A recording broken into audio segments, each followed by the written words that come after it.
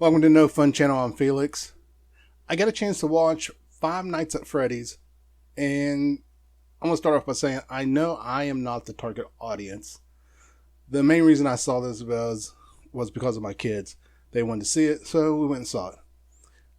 The upside is I didn't spend any extra money because we watched it on Peacock. And I won't lie, I'm glad we did it that way. And honestly, it turns out they were glad.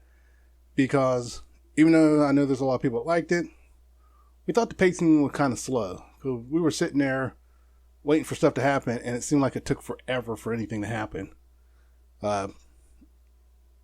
Overall, they still enjoyed the movie. But yeah, the pacing of that was really slow. At one point, I even thought, this would probably make a better TV show than a movie at the pacing they were going. It seemed like give it, say, like a 8-episode run.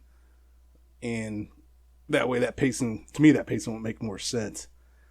And when I saw the trailers for this, I thought this was going to be a straight up horror film. But for me, this was not a horror film.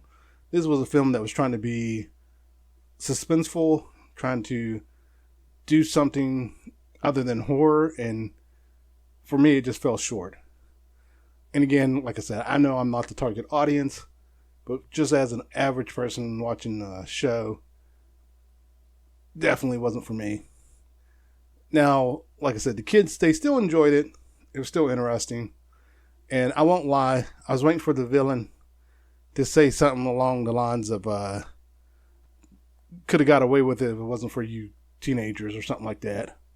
They didn't. But as for Matthew Lillard as the villain, I already knew that. And it wasn't because of TikTok or anything else. I just knew he was the villain the moment he was on the screen. Just because of the way he was acting. Really, it felt like this was like one of those horror movies from the 80s or 90s kind of feel to it. I guess that's maybe that's what they were going for. But yeah, when I say don't watch it, no, I wouldn't say that. Just because, like I said, I'm not the target audience. If you're the target audience, and you'll know if you are, you'll probably enjoy it. But as for an average moviegoer, I would say watch it on Peacock. Save some money. But otherwise, that pacing really killed it for me. I think if they just picked up the pacing, it probably would have done better, in my opinion. Or would have done better for me.